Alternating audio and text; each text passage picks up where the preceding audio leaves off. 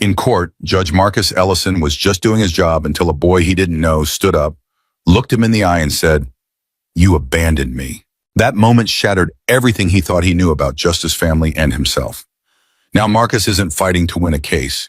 He's fighting to earn back the trust of the son he never knew he had. But is love enough to fix 8 years of silence, pain, and betrayal? If this story speaks to your heart, please like the video, share it with someone who believes in second chances, and don't forget to subscribe to Mr. Max Stories for more powerful tales like this. Now let's go back to where it all began on a quiet morning inside Courtroom 3B. It was supposed to be just another custody hearing. The sun slanted through the tall windows of Courtroom 3B at the Lancaster County Courthouse, casting long golden stripes across the polished floor. Dust particles floated in the still air, catching the light like falling embers. Everything felt orderly, controlled, just the way Judge Marcus Ellison liked it. He adjusted his robe with practiced ease, glanced at the docket, and cleared his throat. Another case. 2 households fighting for the right to raise a child. He'd handled dozens, hundreds of these over the years. But something about today felt off. Maybe it was the hush or the tension he couldn't quite place. His eyes swept the courtroom as he took a seat behind the bench. The attorneys were present, notebooks open. The social worker, Diana Romero, sat quietly by the aisle. The bailiff stood at attention. And in the front row, barely noticeable, still as a statue, sat a little black boy, 8 years old at most. He wore a navy hoodie, 2 sizes too big sleeves, swallowing his hands. His legs dangled off the bench, sneakers not quite touching the floor. He was clutching something old and creased, held tightly between both hands. Marcus didn't give him more than a glance at first. Children often came to these hearings, sometimes confused, sometimes scared. But as he opened the file and began the formal proceedings, the stillness in the room grew heavier. "We're here in the matter of Green versus Keller," he began, voice steady. "Seeking permanent custody resolution for..." The child stood up. Not abruptly, not like a tantrum. He simply rose to his feet, calm, deliberate. The room seemed to freeze. Marcus looked up, slightly annoyed by the interruption. But then their eyes met. The boy raised the object in his hands, a faded photograph, and in a clear, unwavering voice said, "You abandoned me." Gasps, audible ones. Even the bailiff blinked in disbelief. Marcus froze, eyes locked on the child. He didn't speak. Couldn't. The photo in the boy's hands, his heart jolted. It was a young woman, Naomi Clark. Her face stared back at him from across a decade. Hair loose, eyes bright, that familiar tilt of her smile that used to undo him completely. She was maybe 20 in the picture. And standing beside her, barely a toddler, was a child with the same eyes as the boy now staring him down. Marcus's hands trembled as he set the file down. The courtroom whispered like wind through dry leaves. The attorneys turned to each other in confusion. Diana Romero sat bolt upright. The boy remained standing, silent now, watching. Marcus swallowed hard, but it didn't help. Something had cracked deep inside him. The kind of crack you can't see but feel like a foundation shifting beneath your feet. "Court will recess for 5 minutes, he managed, voice cracking barely above a whisper. He stood too fast. The robe caught against the arm of the chair. The bailiff moved, startled. Marcus waved him off and walked quickly, stumbled through the side door, disappearing behind the heavy wooden partition. The moment the door clicked shut, the murmurs erupted like wildfire. Did he just say, "That boy," he said, "abandoned"? That photo was that Naomi Clark, but none of it reached Marcus. In the hallway behind the courtroom, he leaned against the wall, his breathing, ragged eyes wide and distant. He hadn't heard that name in 8 years, hadn't seen that face since the day she vanished without a word. And now here she was in a photograph, held by a child who just called him dad without using the word. The silence of the corridor felt different from the courtrooms. It wasn't formal or expectant, it was personal. Crushing. Marcus shut his eyes. There behind the lids was Naomi's face again. Not the one from the photo, the one from his memory. Laughing, crying, whispering "I love you" into his neck. And now gone. Except she wasn't. Not really.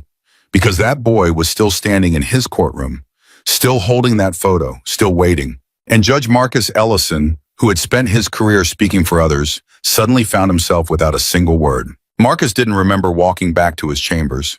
His feet moved, but his mind was somewhere else, spinning, unraveling, stuck on the face of a little boy, and 3 words that echoed like thunder. "You abandoned me." The door shut behind him with a soft click. For a moment, he just stood there staring at nothing. The silence of his office, usually a place of calm, felt foreign now, suffocating. His hand went to the phone. He dialed the clerk's extension with fingers that barely cooperated. "I need Judge Torres to take over this morning's hearing. Now." There was hesitation on the other end.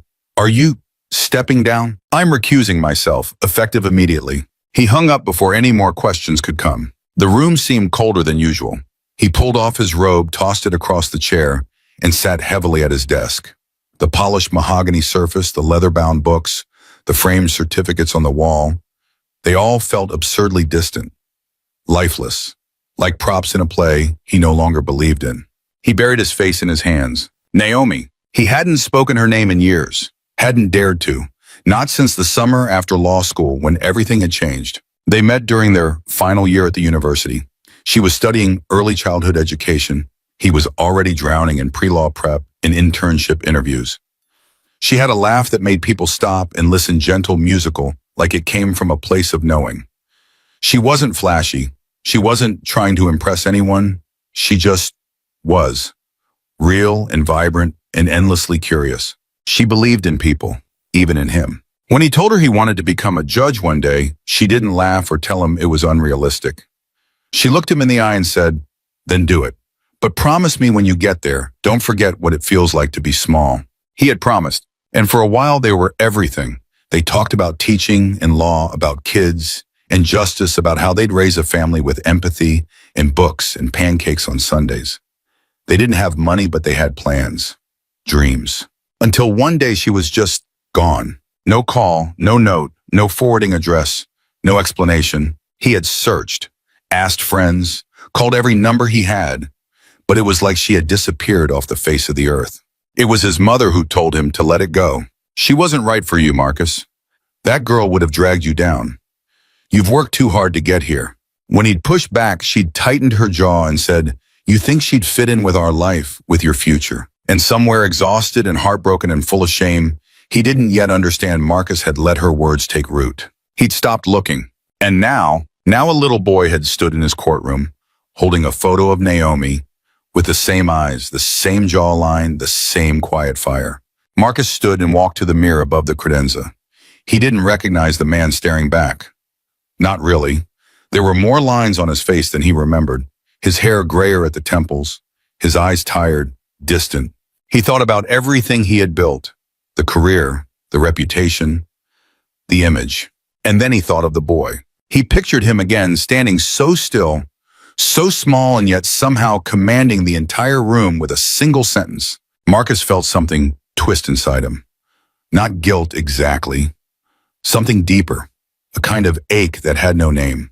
He turned away from the mirror, braced his hands on the edge of the desk, and whispered out loud like a confession. "He's my son." And just like that, the wall cracked. He didn't hear the sob before it came, didn't feel the tears until they were already falling. He sank into the chair, his shoulders shaking, the breath knocked out of him in uneven bursts.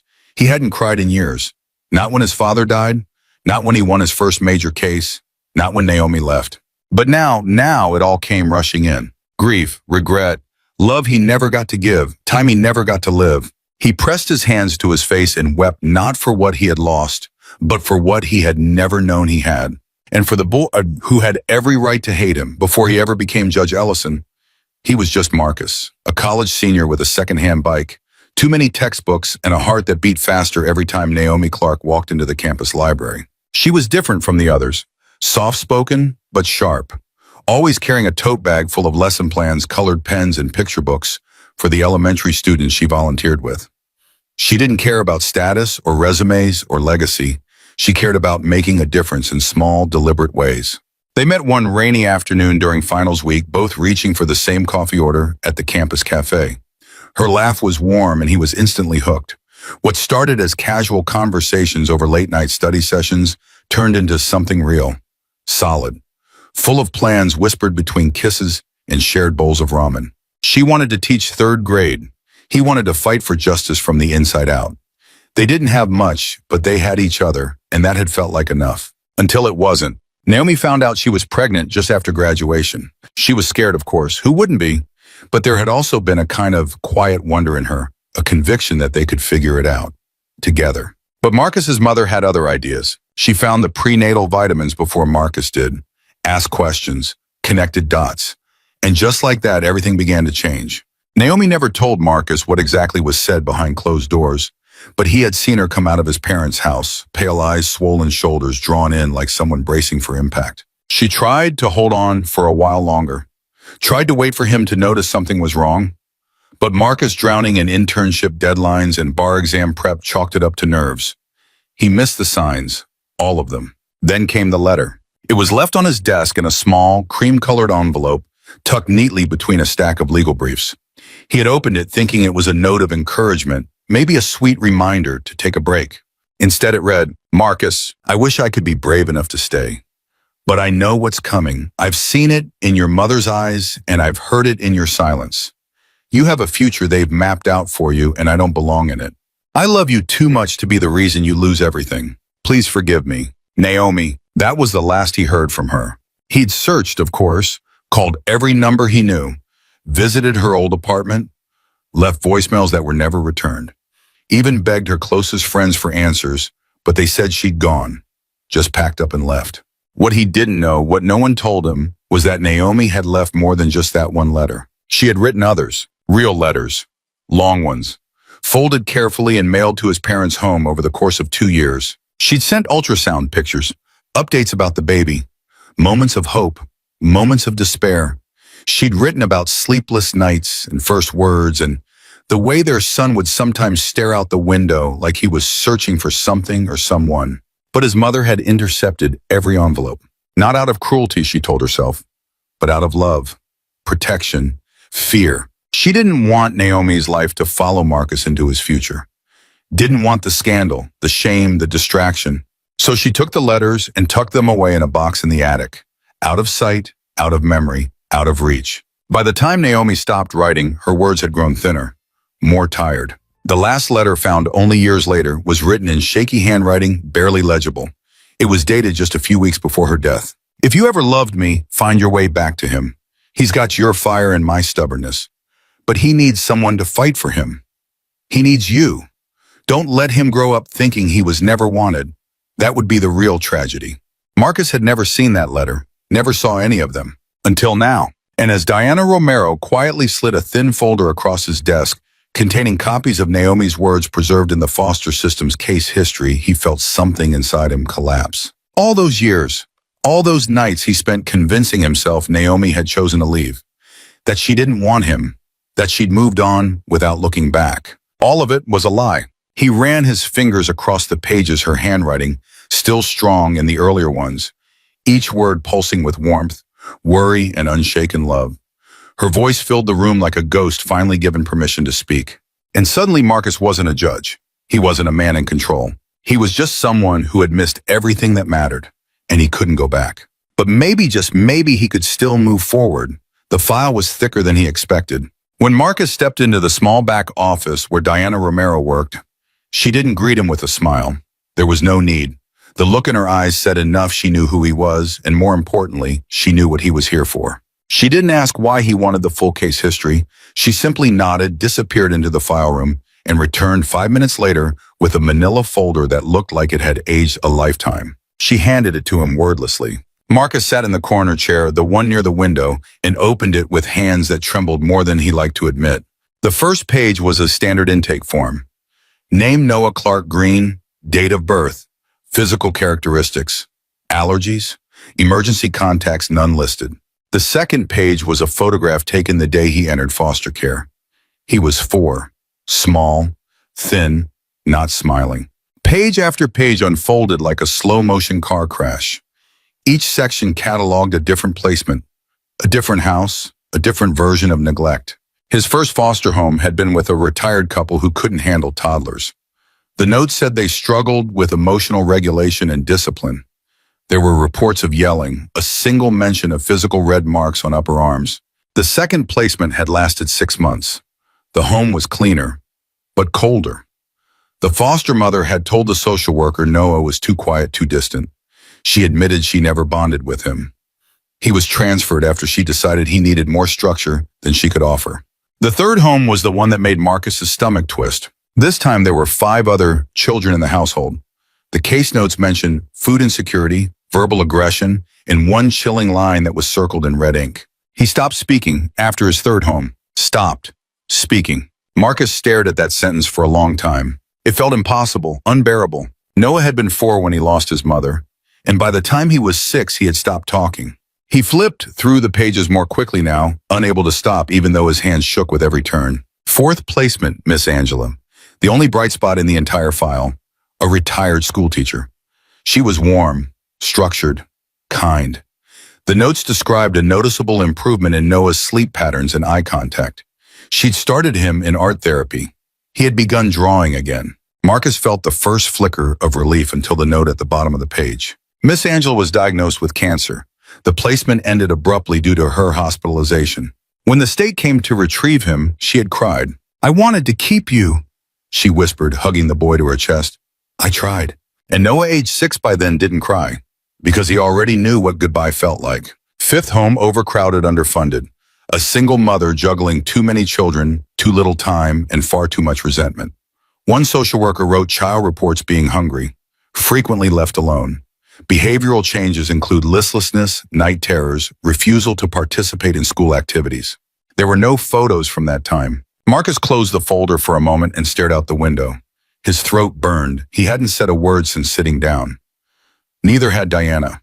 She stood across the room, arms crossed, watching him not coldly but carefully, protectively, like she was deciding whether he deserved to keep reading. After a while, she moved. "There's one more thing," she said softly, walking over and slipping a folded sheet of paper from a plastic sleeve. He recognized the handwriting instantly. Naomi's. It was in pencil, creased and worn like it had been held too many times, maybe even cried over. He unfolded it slowly. He needs love, not just shelter. He needs someone to remind him he's more than his trauma. Please, if someone reads this, don't just place him, see him. Marcus pressed the letter to his chest. It trembled there like it still carried heat. He thought of every night he'd spent believing he had been abandoned, when in fact he was the one who had left someone behind. He looked back down at the last page of the file, a small, almost invisible note in the corner, probably written by a junior caseworker. Still draws when alone, mostly faces, often one older man always standing at a distance. Marcus couldn't breathe. He had let his son grow up in pain, move from house to house like an unwanted package, silently screaming in pictures and pages, drawing the same man over and over again, too far away to help. He looked up at Diana, his voice cracking. "I let him grow up like this." She said nothing, because what could she possibly say? By the time Marcus left Diana's office, the sky outside had shifted. The soft morning light was gone, replaced by the pale gray veil of afternoon. He moved like someone carrying something fragile, each step deliberate, his grip on the file still tight, as if afraid it might vanish if he blinked. But something inside him had changed. There was no more room for hesitation, no space for guilt to sit quietly in his chest. The boy had suffered long enough, and now someone else was trying to claim him. Their name was Carson's, well-known, wealthy, white, a husband and wife who ran a local nonprofit organization that specialized in restorative care for underprivileged children. Their Christmas newsletters featured smiling group photos of foster kids in matching pajamas gathered around an ornate fireplace. Their website had a donation tab. Their Instagram page had nearly 50,000 followers. And somewhere among the carefully curated captions and soft lighting, there was a new post. One Marcus had been shown that very morning by a colleague almost in passing. "Welcoming Noah into our hearts. He's been through so much, but he's strong, brave, and already part of the family." Beneath it, a picture of Noah, taken from behind, thankfully, his face not visible. But it was him. The hoodie, the shoulders, the unmistakable silhouette of a child who had spent years shrinking to survive. They hadn't finalized custody, not yet, but they were already acting like they had. It made Marcus's skin crawl. On paper, the Carsons were everything the system loved. Stable income, large home, philanthropic background. Their lawyers knew how to present narratives that made courtrooms lean in their favor. They spoke the language of social service, bureaucracy, fluently opportunity, community, impact, long-term care. But Marcus had seen what lay beneath polished appearances before. He'd handled cases where restorative care meant performative kindness, where kids were used for tax credits, for government incentives, for reputation laundering, where children became props for photo ops, then quietly passed off once the spotlight faded. And now they wanted Noah.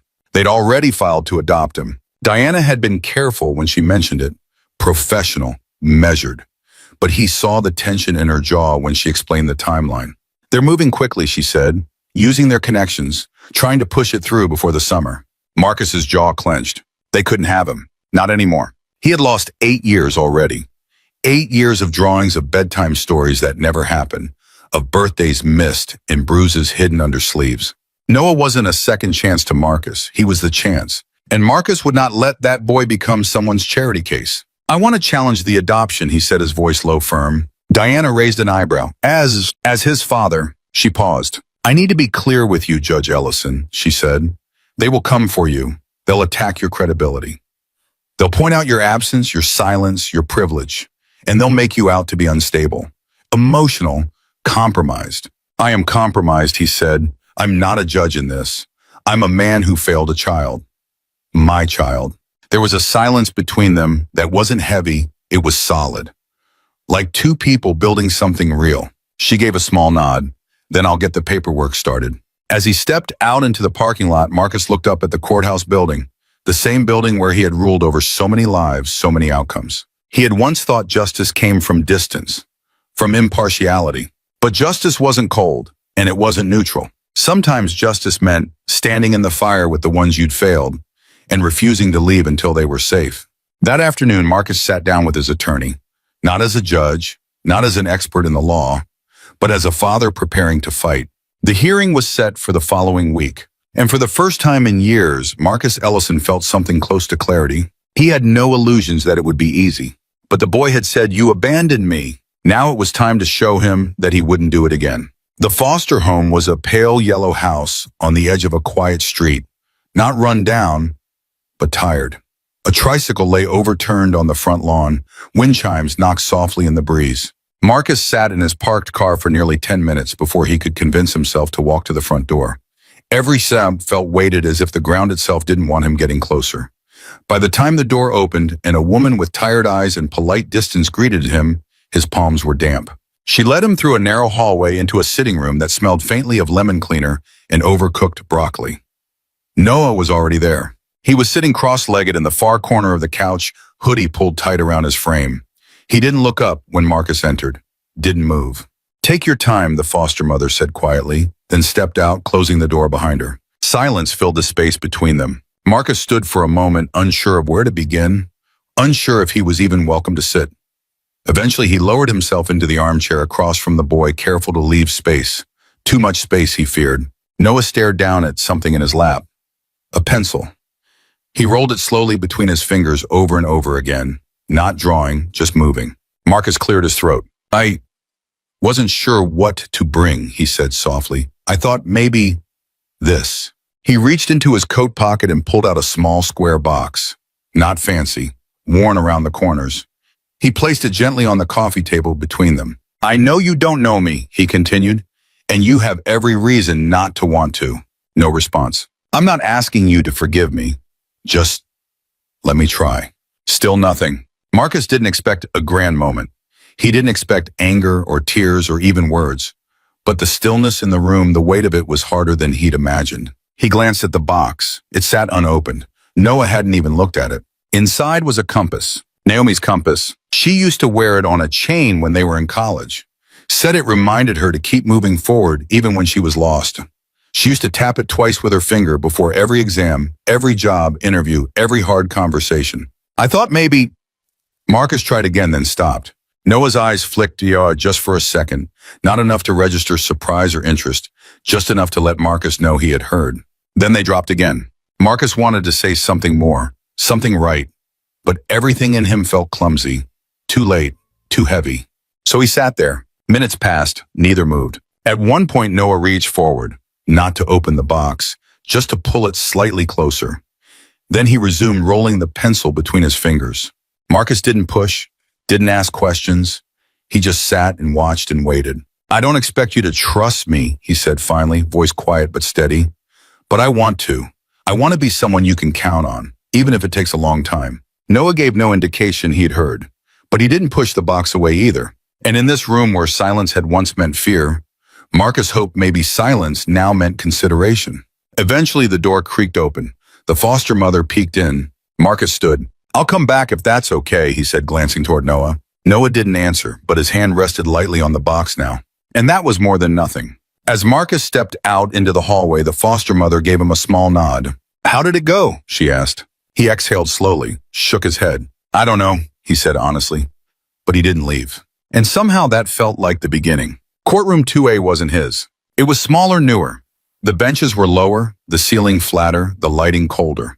Marcus had spent his career presiding in rooms like this, but today he was on the other side. Not behind the bench, not above the law, just another man standing in it. He sat at the respondent's table, shoulders back, but fists tight in his lap. Across from him, the Carsons sat side by side, impeccable in their polished appearances.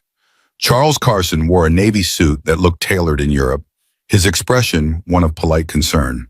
Beside him, his wife Anne smiled sympathetically at anyone who caught her eye, as if grief was a brand she wore gracefully. Their attorney stood now, polished, sharp-tongued, and practiced.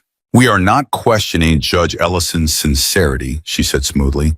"We are, however, examining facts.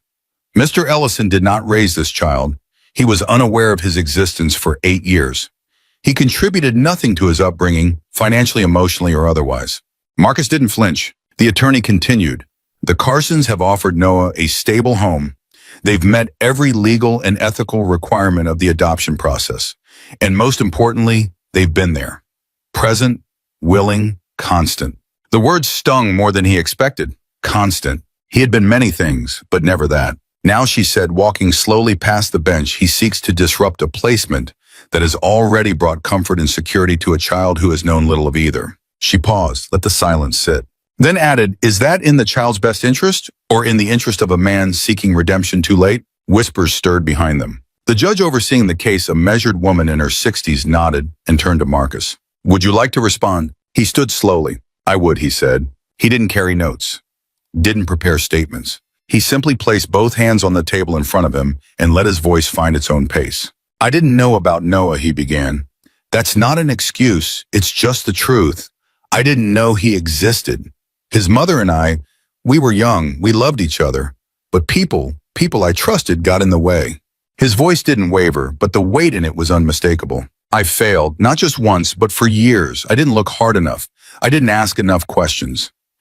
And because of that, my son grew up thinking he was unwanted." A hush settled over the room. "I can't undo that. I wish I could, but I can show up now and tomorrow and every day after that." He looked straight at the Carsons' lawyer. "I failed, but I'm here now, and I won't again." Noah was in the courtroom, sitting in the back row next to Diana. He hadn't said a word since the hearing began, hadn't made eye contact with anyone. Until now. The Carsons' attorney stepped forward again, this time with a different tone. "Mr. Ellison," she said, feigning concern, "do you really believe that biology alone is enough to claim a child you've never fed, never bathed, never comforted through a nightmare? Do you think blood entitles you to a second chance when others have been doing the actual work?" Marcus didn't reply, not yet. And Naomi Clark, she continued, voice tightening, wasn't exactly a reliable witness. No job, no partner, no contact. We don't know why she disappeared. Perhaps she had something to hide. Perhaps that was when it happened. Noah stood. No warning, no hesitation. He just stood, fists clenched at his sides, voice loud and clear and shaking with anger. "Don't talk about my mom." Every head in the courtroom turned. "You don't know her. You didn't know her. She was sick. She didn't run away. She wrote letters. She tried and she loved me." And he pointed at Marcus. "He didn't know because you people made sure he never did." Silence swallowed the room. The judge didn't interrupt. She didn't have to. The moment was too raw. Noah's chest rose and fell. His face was flushed, his eyes wet, but he didn't sit back down. Not yet. For the first time, Marcus looked at his son not as the boy he'd lost, but as the boy who'd stood up. In a courtroom, in front of strangers. Not to defend him, but to defend her, their link, their truth. And for the first time, they stood on the same side, not just legally, but emotionally, spiritually. A father and a son, finally facing forward. The house was too quiet. Marcus stood in the doorway of the small guest room, now Noah's room, watching as the boy unpacked nothing. The boxes sat unopened in the corner, clothes still folded in their original bags, books untouched, the bed made perfectly, like no one lived there, like no one planned to. Noah didn't speak much that first evening. He ate quietly, pushing macaroni around his plate with the edge of his fork, said thank you when prompted, nodded once when asked if he wanted more water, then excused himself before dessert. Marcus let him. He didn't want to crowd the boy, didn't want to push, so he cleaned up in silence, trying not to overthink the way the boy moved through the house like a guest in a museum. Polite, careful, never quite touching anything fully. Later that night, Marcus couldn't sleep. He lay awake, listening to the small sounds of the house settling, the soft tick of the kitchen clock, the whisper of wind brushing against the windows, the unfamiliar stillness of a second heartbeat in the house that wasn't just his own. And then the sound of glass breaking, sharp, sudden, followed by silence. Marcus sat up. It came from the kitchen. He slipped on his robe and walked down the hallway slowly, not wanting to startle him. When he turned the corner, he found Noah standing in the middle of the tile floor, a shattered drinking glass at his feet.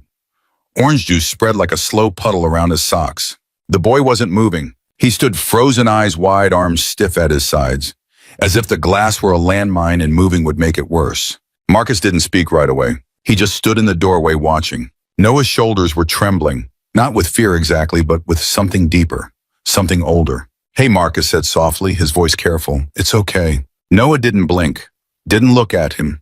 His lips parted slightly, but no words came out. He looked like a child holding his breath, waiting for impact. Marcus stepped forward slowly. He crouched beside the mess, avoiding the sharpest pieces. "It's just a glass," he said, not reaching for the boy, not rushing. "I'm just glad you're home."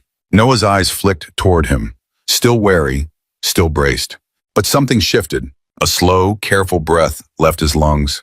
His chest fell. He bent down almost mechanically to help clean up, but Marcus gently put a hand on his arm. "I got it," he said. "Go on. Sit." Noah hesitated. Then slowly he moved to the edge of the counter and perched on the stool legs, swinging slightly, arms wrapped tight across his chest. Marcus picked up the larger shards, wiped the floor, and tossed the towel into the sink.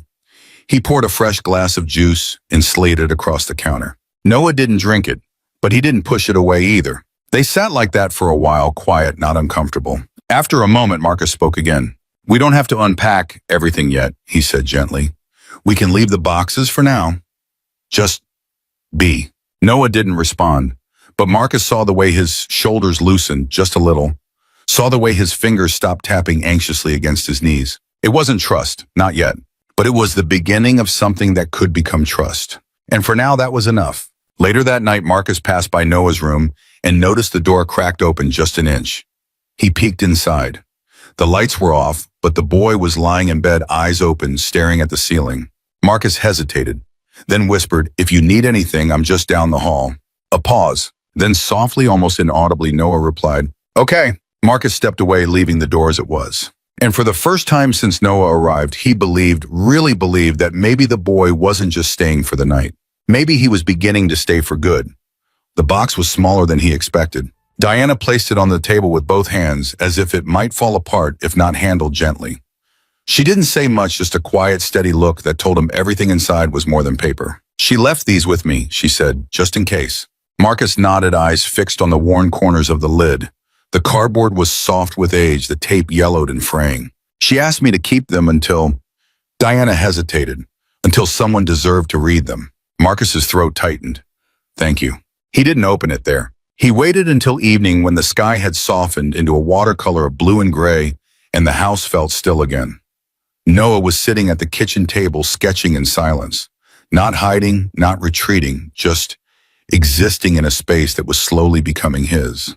Marcus set the box down beside him. Noah glanced at it. "What's that?" Marcus sat across from him. "Letters. From your mom." Noah froze. "She left them with someone she trusted. I only just got them." Noah's pencil slipped from his fingers. He stared at the box like it might vanish. Marcus didn't rush him. After a moment, Noah reached out and lifted the lid. Inside were envelopes of varying sizes, some creased and bent, others sealed, some already open. There were also Polaroids, doodles in the margins, a pressed flower, a ticket stub from a zoo visit labeled in Naomi's handwriting the first time he laughed that month. Marcus didn't know where to begin, so Noah chose. He pulled out a letter dated from when he was 5. The handwriting was slightly hurried, the ink smudged in places. "Today he asked me if clouds have feelings. I told him I think they do, because some days they look heavy with sadness. He said he understands. He said he feels like a cloud, sometimes too full to move." Marcus felt something collapse quietly inside him. Noah didn't speak.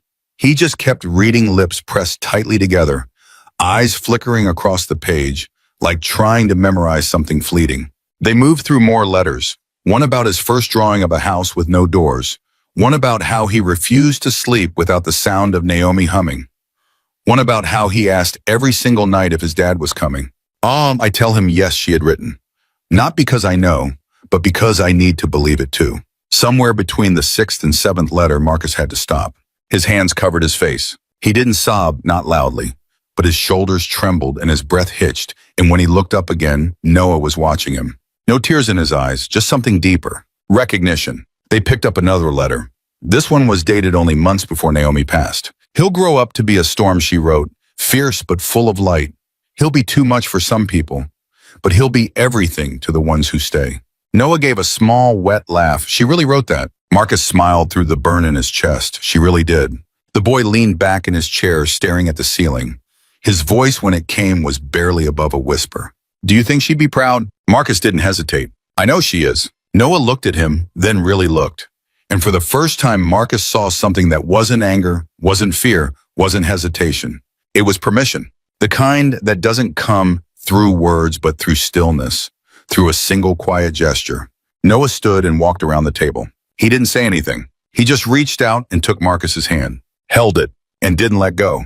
They didn't talk much after that, didn't need to. That night, as they stood by the door to what had once been the guest room, Marcus paused. You don't have to decide anything now, he said. About staying, about anything. Noah looked up at him. I already did. Then he turned and walked inside. Marcus didn't move for a long time. He just stood there, hands still tingling from the boy's grip, heart full of the kind of ache that finally felt right. In the quiet of that moment, he felt it again. Naomi's voice, not in the letters, but in the stillness, in the boy, in the hand that had reached for his. And he knew she hadn't really left. She had just stepped aside so they could finally find each other. The cemetery was quiet, not the kind of quiet that felt empty, but the kind that asked for silence. Trees rustled gently above them, their branches arching over the small headstone like arms that had long grown tired of holding grief. Marcus knelt down first, brushing a few dry leaves off the stone with his sleeve. Then he placed the bouquet wildflowers, nothing fancy, the kind Naomi used to pick on their walks through campus at the base. Noah stood beside him, hands tucked in his jacket pockets. He didn't say much at first, just looked at the name etched in granite. Naomi Clark, beloved mother, fierce heart, forever light. Marcus waited. Then softly, almost like a breath, the boy said, We're okay now, Mom. Marcus turned to look at him but didn't speak. He didn't need to. Noah glanced down. We're trying, but we're okay. There was a long pause before he added quieter, still, I think you'd like him. Marcus smiled, eyes burning. I think she'd love you, fiercely. They stayed for a while, shared a few memories. Noah told his mother about his new school, about the art teacher who gave him a sketch pad without asking questions. He talked about the pancakes Marcus made last weekend, how they were lumpy and burnt, but still kind of perfect. When it was time to go, Marcus placed his hand gently on the top of the stone. Thank you, he whispered, for holding on long enough so I could find him. Back at the house, the light was changing. Golden hour filtered through the windows, casting soft shadows along the walls. The kind of light that didn't just illuminate, it warmed. Marcus disappeared into his study for a moment, then returned with a small package. He handed it to Noah without a word. Noah sat on the couch, turning it over in his hands. The paper was plain, the string tied carefully. He unwrapped it slowly.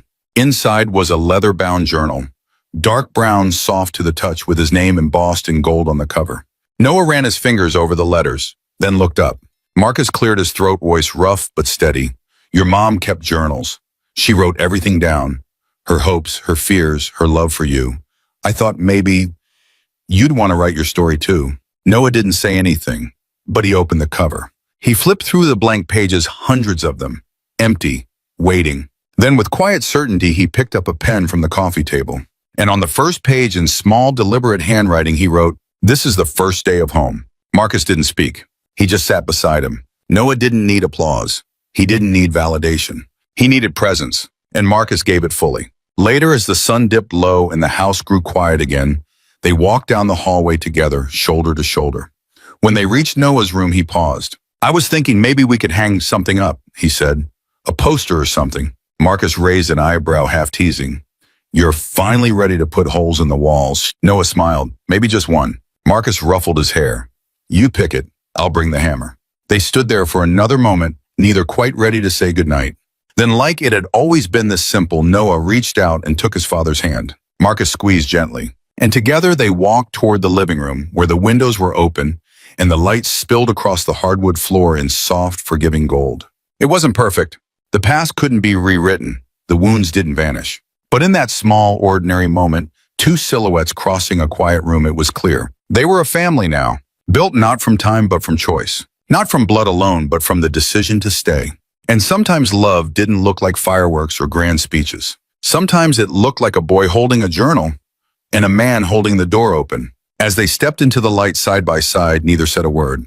They didn't have to, because some endings don't need punctuation. Just a place to begin again. Not every family starts with a perfect beginning. Sometimes it starts with one brave step and a choice to stay. If this story touched you, please like the video, share it with someone who believes in second chances, and subscribe to Mr. Mac Stories for more heartfelt stories like this one. Your support means the world to us, and it helps us keep creating stories that speak to the soul. Thank you for watching. We'll see you in the next one. The courtroom was dead silent. No one moved. No one breathed. A 12-year-old black boy stood at the defendant's table, his small hands gripping the edge, his voice trembling but loud enough for everyone to hear. "You're my mom." The pen slipped from Judge Rebecca Hart's fingers, hitting the desk with a sharp click. Her face went pale. For the first time in her career, she looked completely caught off guard. Gasps rippled through the courtroom. Whispers spread like wildfire. The prosecutor froze mid-sentence. The bailiff exchanged a stunned glance with the clerk. Rebecca swallowed hard, forcing herself to stay composed. "What did you just say?" Jaden met her gaze, eyes glossy with unshed tears. "You're my mom." The words hung in the air like a bomb waiting to explode. Could it be true? Or was this just a desperate lie? What do you think? Is this boy really her son? Drop your thoughts in the comments and follow to see what happens next. The small courtroom hummed with quiet tension. It wasn't the kind of case that usually drew a crowd, just another juvenile hearing, another kid in trouble. But today, something felt different. Reporters scribbled in their notepads, lawyers exchanged curious glances, and whispers rippled through the gallery. At the defendant's table sat Jaden Williams, a 12-year-old boy, small for his age. His hoodie hung loosely over his thin frame, the faded fabric stretched at the cuffs. His sneakers were scuffed, soles worn from too many restless steps on too many streets. He sat stiffly, hands curled into fists in his lap, his fingers twitching, as if holding on to something invisible.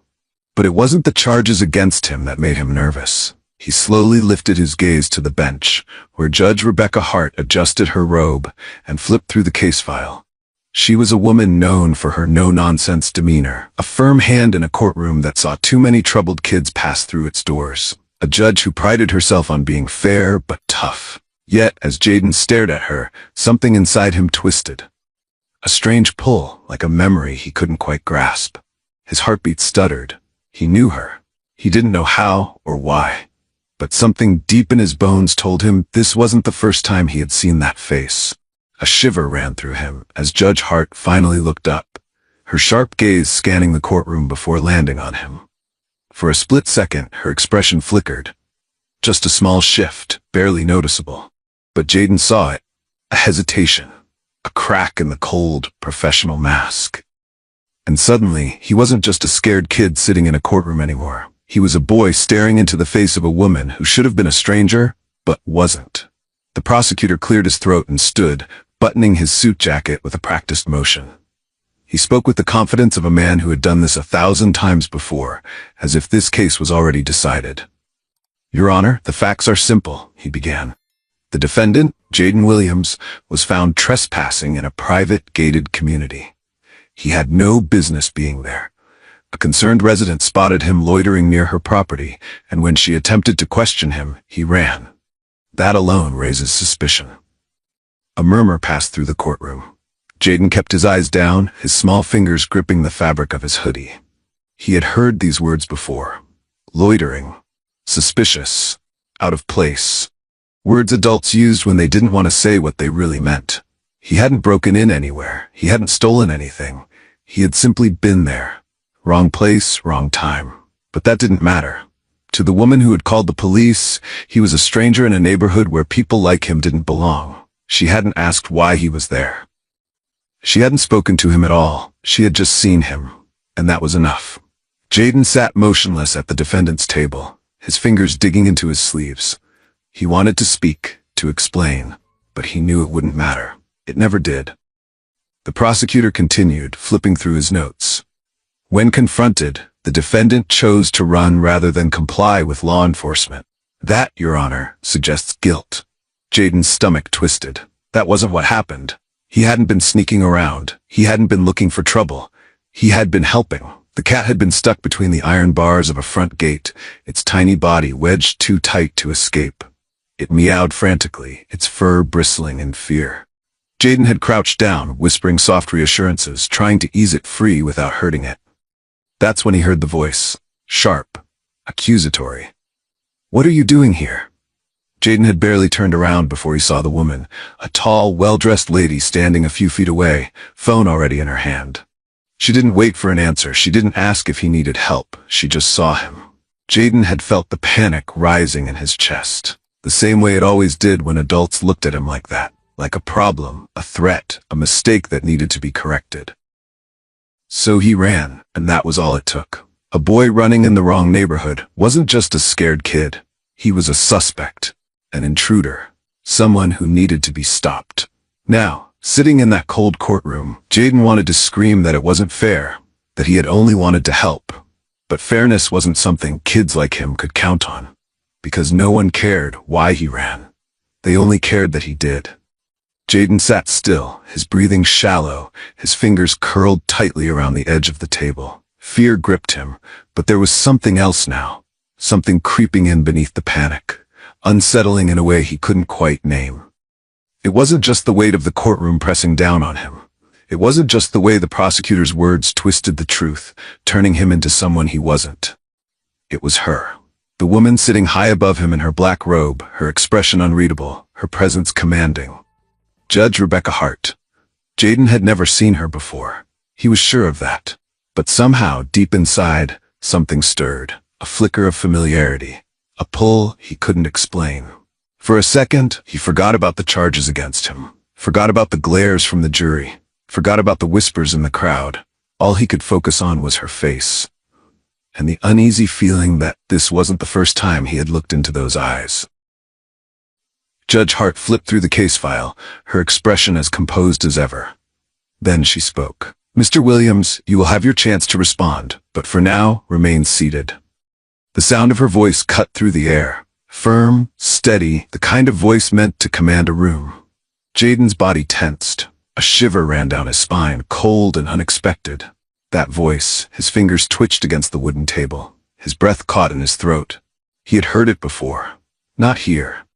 Not in this courtroom. Not in any place he could recall. But somewhere. The timbre, the cadence, the way the words fell, something about it felt familiar. Too familiar. His heartbeat quickened. His mind scrambled to place it, to make sense of the unease curling in his chest. It wasn't fear anymore. It was something deeper. Recognition. Jaden's hands clenched into fists on his lap. His pulse pounded in his ears, drowning out the voices around him. His gaze stayed locked on Judge Hart, studying every detail. The sharp arch of her brows, the way her mouth pressed into a firm line, the piercing focus in her eyes. And then, a memory surfaced. A dimly lit room. His foster mother's drawer, left slightly open. The edge of an old photograph peeking out beneath stacks of paperwork. He wasn't supposed to look. He knew that. But curiosity had won. He had pulled it out carefully, his small fingers tracing the faded edges. It was a woman. Young, serious, standing stiffly in front of a plain backdrop. There was something distant in her eyes, like she was trying to hide a part of herself even from the camera. Jaden had stared at that picture for a long time, wondering who she was, wondering why his foster mother had hidden it. Now, in this courtroom, facing a woman he had never met. Or had he? His breath hitched, his stomach twisted. The woman in the photograph. She looked just like Judge Hart. The words hung in the air, heavy and irreversible. You're my mom. For a split second, The courtroom seemed frozen in time, no movement, no breath. The rustling of papers, the faint scratching of pens, all of it stopped. A reporter, mid-sentence, let his pen slip from his fingers, a faint clatter breaking the silence. Another, her eyes wide, stared at Jaden as if she had misheard. Gasps rippled through the room. A juror blinked in disbelief. The bailiff, usually stoic, shifted uncomfortably, his grip tightening on his belt. No one spoke. No one knew what to do with the words that had just shattered the trial's controlled rhythm. A boy, a defendant, had just claimed the presiding judge was his mother. And for the first time that morning, the trial was no longer about a simple trespassing charge. It was about something far bigger. Something no one had seen coming. Judge Rebecca Hart sat frozen. The courtroom's murmur swelled around her, a distant hum she barely registered. Her fingers, still curled around the pen, suddenly felt weak. Before she could stop herself, it slipped from her grasp, hitting the desk with a sharp clink. She didn't move to pick it up. Her face, always composed, always unreadable, went pale. The tight control she prided herself on, the unwavering authority, the air of detachment, fractured in an instant. This was absurd. Impossible. And yet her body betrayed her. A tremor ran through her hand as she pressed her palm against the table, as if grounding herself against the weight of the boy's words. She should have shut it down immediately, dismissed it, regained control. But she couldn't, because deep in the pit of her stomach, beneath the logic, beneath the impossibility of it all, something felt off. Not in the way of a courtroom disruption. Not in the way of a child clinging to a desperate lie, but in a way that made her afraid to look at him again. Rebecca forced herself to look at him, not as a judge, not as the authority in the room, but as a woman suddenly standing at the edge of a past she had locked away. Her eyes met Jaden's, and for the first time that morning, she truly saw him. The curve of his face, the deep brown of his eyes, the way his chin trembled slightly, the same way hers once did when she was younger, when the world felt too big and too cruel. Something inside her lurched. No. This was a mistake, a trick of the mind, a coincidence at best. And yet, she couldn't look away. She had spent years perfecting the art of emotional distance, detached, rational, unshaken. It was how she survived in this job. It was how she survived, period. But now, sitting in that chair, with the boy staring at her like she was someone more than just a judge, she felt the foundation beneath her cracking. Not because of his words, but because something inside her whispered, "What if he's right?" Rebecca barely registered the murmurs as she left the courtroom. The heavy door to her chambers clicked shut behind her, sealing her off from the chaos outside. But inside, her own mind was just as loud. Her breath came in quick, shallow bursts. Her hands, steady in the face of countless trials, now trembled as she reached for the filing cabinet in the corner. This is ridiculous. The thought barely had time to settle before she yanked the drawer open. Her fingers hovered over the folders, hesitating for just a moment. She could stop now, shut the drawer, walk away. But deep down, she already knew it was too late. Her hand found it. A thin, worn folder, no label, just a faint crease down the middle, as if it had been handled too many times by hands that once hesitated, just like hers did now. Rebecca swallowed hard and pulled it out, laying it flat on the desk. Her fingers hesitated again at the edge of the cover. Once she opened this, there would be no going back. With a sharp inhale, she flipped it open. Her eyes swept across the pages. Then she froze. The name, the date, the details she had been told all those years ago. They didn't match. Her breath caught. The room seemed smaller, the walls closer. For years, she had believed what they told her, that it was over, that the past was behind her. But staring at the papers in front of her now, she realized she had never known the real story. Rebecca's pulse pounded in her ears as she scanned the pages, her vision blurring for a moment before snapping into focus. Jaden Williams. The name was right there, his birth date, his placement in the foster system. But something was wrong. Her eyes darted across the document, searching for confirmation of what she already feared. Mother's name, she exhaled sharply. It wasn't hers. The weight of that realization settled deep in her chest. Jaden wasn't her son. The boy standing in that courtroom, the boy who had looked at her with something raw and aching in his eyes, wasn't hers. The relief she expected never came. Instead, something far worse took its place. Because if he wasn't her son, Why did she still feel like she knew him? Rebecca gripped the edge of the desk, her knuckles turning white. Her breath came in short, uneven bursts, and a dull ringing filled her ears. She forced herself to turn the page, fingers trembling over the fragile paper. Then she saw it. Another name, another child. Her chest tightened. The air in the room suddenly felt too thick, too heavy. Her eyes locked onto two words printed in stark black ink. Infant deceased. Her vision blurred. The room around her faded, swallowed by a memory she had spent a lifetime trying to bury. A hospital room. Cold, sterile. The faint hum of fluorescent lights overhead. She had been 18. Too young. Too scared. Her hands had clutched the stiff white sheets, her body weak, her mind racing. She had asked, begged to see her baby. Just once. But the answer had been firm. It's better this way. The words had come from a woman in a crisp uniform, her expression unreadable, her touch clinical as she patted Rebecca's shoulder. You're young. You have your whole life ahead of you. He's gone now. Let him go. Rebecca had believed them. She had forced herself to believe them. It was the only way she had survived. But now, staring at the document in front of her, something gnawed at the edges of her mind. If it had all been the truth, if her baby had really died, why was there another file? Why was there another name? A cold, terrible thought took root, curling deep in her gut. What if it had all been a lie? Rebecca's breath came in shallow bursts as she flipped through the pages, her fingers trembling over each brittle edge. The words blurred for a moment, as if her mind refused to process them. But then, one line cut through the haze like a blade. Adoption placement finalized. Her grip on the folder tightened. The room around her seemed to tilt. No, that couldn't be right. Her child had died. That was what they told her. That was what she had been forced to accept. But now, the truth sat in front of her, undeniable. Her baby hadn't died. He had been taken. Her pulse pounded in her ears as her eyes darted across the document, searching for something, anything that could disprove what she already knew deep down. The dates, they didn't match. The signatures, not hers. A fresh wave of nausea rolled through her as realization took hold. They had lied. Her parents, the doctors, the people she had trusted. They hadn't just convinced her to let go. They had made the decision for her.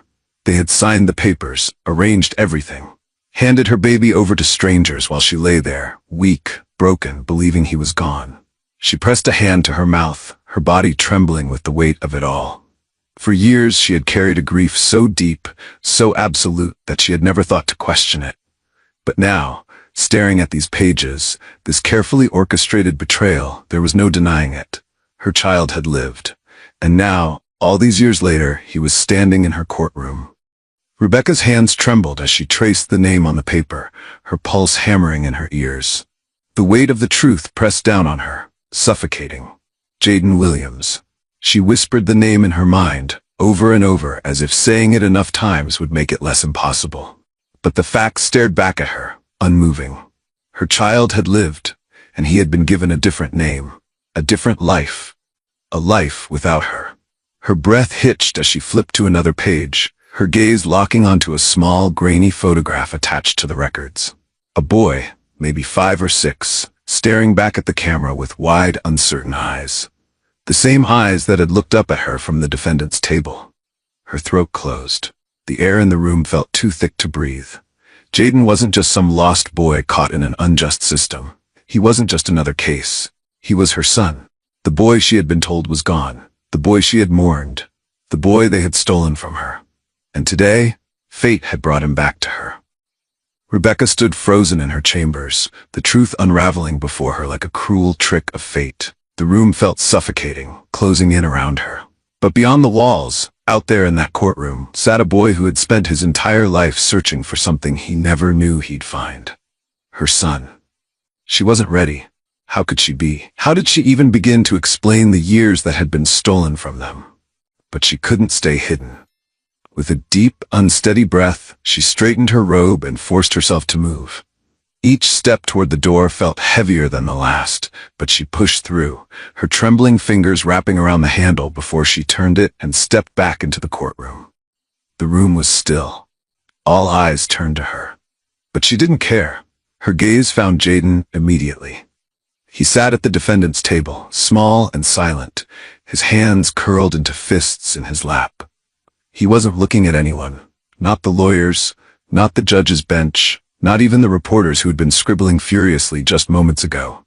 He was staring at the wood grain on the table in front of him, as if he could disappear into it. Rebecca swallowed hard, forcing herself to step forward. "Jaden," she said, her voice softer than it had ever been in that courtroom. Slowly, he lifted his head. For a moment, neither of them spoke. And then she did something she had never done in all her years as a judge. She stepped down from the bench. With each step toward him, the gap between them felt wider, not smaller. She had spent her life believing in control, in order, in reason. But none of that mattered now. She stopped just a few feet away. The weight of the moment sat between them, heavy and unspoken. He blinked up at her, his eyes searching hers, looking for something, anything that made sense. And then, his voice broke the silence, soft but raw. "Do you regret it?" Rebecca felt the words hit her like a blow, knocking the air from her lungs. Regret. It was such a simple word, and yet she had spent a lifetime avoiding it. But she couldn't avoid it now. Not here. Not with him. Rebecca felt something inside her crack, something she had held together for years with sheer force of will. She had spent a lifetime perfecting the art of restraint, of keeping emotions buried beneath the weight of logic and duty. She had presided over countless trials, handed down sentences without flinching, held her ground against the most hardened criminals. But now, standing in front of this boy, her son, she felt powerless. His question lingered in the air between them. "Do you regret it?" The answer should have been simple. Yes, no, something definitive. But nothing about this was simple. Her throat tightened as she looked at him, truly looked at him. The curve of his face, the way his lips pressed together, holding back emotions he wasn't ready to show. The silent plea in his eyes, the need to know if he had ever mattered to her at all. Her vision blurred. A single tear broke free, slipping down her cheek. She let it fall. Then, with a voice that barely belonged to her, she whispered, "I don't know what to say." Her breath wavered. "But if you give me a chance, I won't walk away from you again."